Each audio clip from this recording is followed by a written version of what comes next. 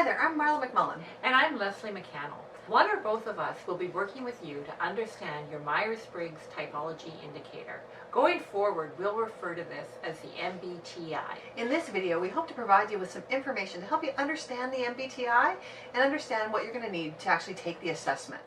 The MBTI is the most widely used personality index in the world. It's not a test, so there is not a right or wrong answer, and there's no pass or fail. The assessment provides information about your personality and others that will help you understand why you behave the way you do, and just as importantly, why others might behave differently than you. It's used worldwide by millions every year. The MBTI is used frequently in business because it's a great tool for personal and leadership development, for team building, and for communication. It's also useful for career decision making. The Myers-Briggs is based on a theory of psychology that was proposed by Swiss psychologist Carl Jung. He actually worked and studied with Sigmund Freud until they had a disagreement and went their separate ways. They both went on to develop their own schools of psychology that are still prevalent today. Jung's theory is based on a type theory of psychology. We tend to be more familiar with trait theories of psychology, and it's important to understand the difference between the two. Trait theories measure how much you are a certain way. For example, if I'm measuring confidence with a trait theory, I'd say on a scale of 1 to 10, how confident are you? Are you a 3 or an 8? Type theories are different. You either are or you aren't. For example, you're either right or left-handed. That's how the MBTI works. You're either one way or another way. Jung's theory also suggests that differences in how we behave are based on inborn preferences. So think about what preference means, because that's important for understanding the theory. A preference is a preferred way of doing something.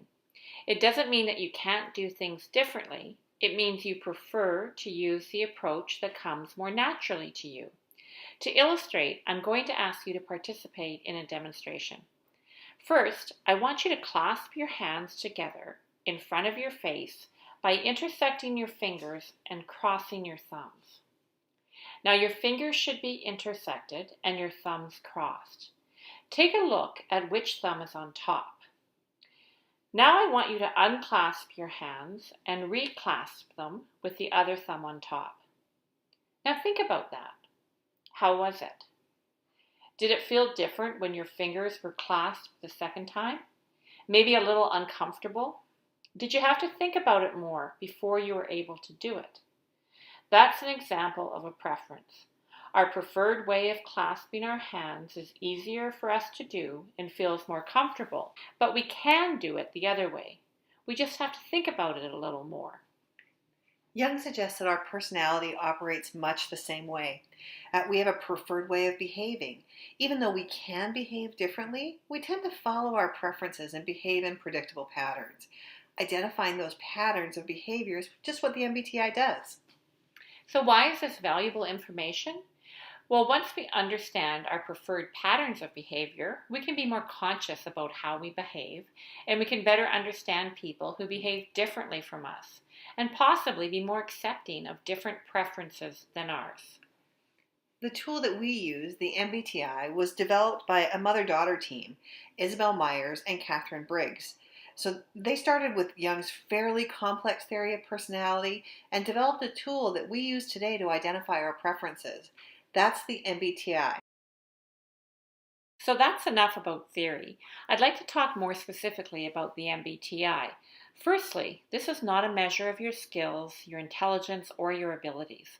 It's not a test of psychological illness, and it doesn't give a measure of your mental health. It doesn't tell you what you can or can't do, so there is no result that's better than another. What it does do is give you some information about yourself, information that can help you understand your behavior. It does this by helping you to identify your MBTI type. Keep in mind that this does not define you exclusively. We are so much more than our types. We are products of our environment, the culture we are raised in, the education we have, our interests, etc. Think of your MBTI type as being one piece of the puzzle that is you. Now some guidelines to keep in mind for when you complete the assessment. There are no right or wrong answers. No answer is better than another, so be honest. Think about your natural preferences. Remember the hand clasping example? One way feels more natural. You'll encounter questions where you think, I can't pick just one because I'd behave differently in different situations, or both apply to me. That's where you'll have to dig deep to think about your preference. Yes, you can act both ways, and you do, but in your most comfortable, shoes off, feet up self, which would describe you more accurately?